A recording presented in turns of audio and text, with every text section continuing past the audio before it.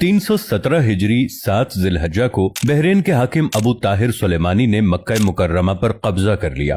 خوف و ہراس کا یہ عالم تھا کہ اس سال حج بیت اللہ نہ ہو سکا، کوئی بھی شخص عرفات نہ جا سکا۔ انا للہ و انا الیہ راجعون۔ یہ اسلام میں پہلا ایسا موقع تھا کہ حج بیت اللہ نہ ہو سکا۔ اسی ابو طاہر نے حجر اسود کو بیت اللہ سے نکالا اور اپنے ساتھ بحرین لے گیا۔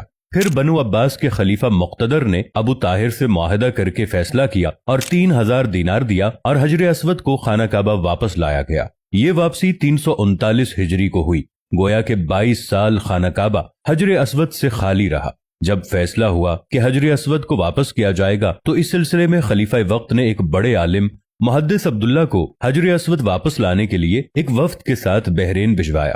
یہ واقعہ علامہ سیوطی کی روایت سے اس طرح نقل کیا گیا ہے کہ جب شیخ عبداللہ بحرین پہنچے تو بحرین کے حاکم نے ایک تقریب کا اہتمام کیا اور ان کو بتایا گیا کہ اس تقریب ہی میں حجر اسود کو ان کے حوالے کیا جائے گا۔ اب انہوں نے ایک پتھر جو خوشبودار تھا خوبصورت غلاف سے نکالا کہ یہ حجر اسود ہے، اسے لے جائیں۔ محدث عبداللہ نے فرمایا کہ نہیں، بلکہ حجر اسود میں 2 نشانیاں ہیں، اگر اس میں یہ نشانیاں پائی جائیں تو یہ حجر اسود ہوگا، ورنہ یہ کوئی عام پتھر ہے۔ ایک تو یہ کہ حجر اسود ڈوبتا نہیں ہے، دوسرا یہ کہ آگ سے بھی گرم نہیں ہوتا۔ اس پتھر کو جب پانی میں ڈالا گیا تو ڈوب گیا، پھر آگ میں اسے ڈالا گیا تو سخت گرم ہو گیا، یہاں تک کہ پھٹ گیا۔ محدث عبداللہ نے فرمایا یہ ہمارا حجر اسود نہیں۔ پھر دوسرا پتھر لایا گیا، اس کے ساتھ بھی یہی ہوا اور وہ پانی میں ڈوب گیا، آگ پر گرم ہو گیا۔ فرمایا کہ ہم اصل حجر اسود ہی لیں گے۔ پھر اصل حجر اسود لایا گیا اور آگ میں ڈالا گیا تو ٹھنڈا نکلا، پھر پانی میں ڈالا گیا تو پھول کی طرح پانی میں تیرنے لگا۔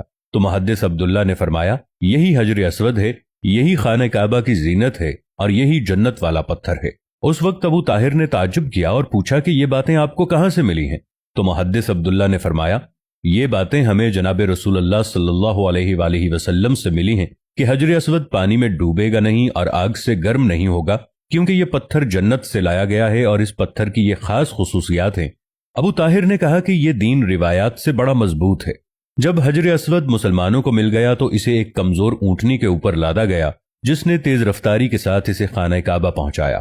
اس اونٹنی میں زبردست قوت آ گئی کیونکہ حجر اسود اپنے مرکز بیت اللہ کی طرف جا رہا تھا، لیکن جب اسے خانہ کعبہ سے نکالا گیا تھا اور اسے بحرین کی طرف لے جا رہے تھے تو جس اونٹ پر بھی لادا جاتا وہ مر جاتا، حتیٰ کہ بحرین پہنچنے تک 40 اونٹ اس کے نیچے مر گئے اور ایک کمزور سی اونٹنی نے بحرین سے واپس بیت اللہ کی طرف وہ سفر بہت آسانی سے طے کر لیا۔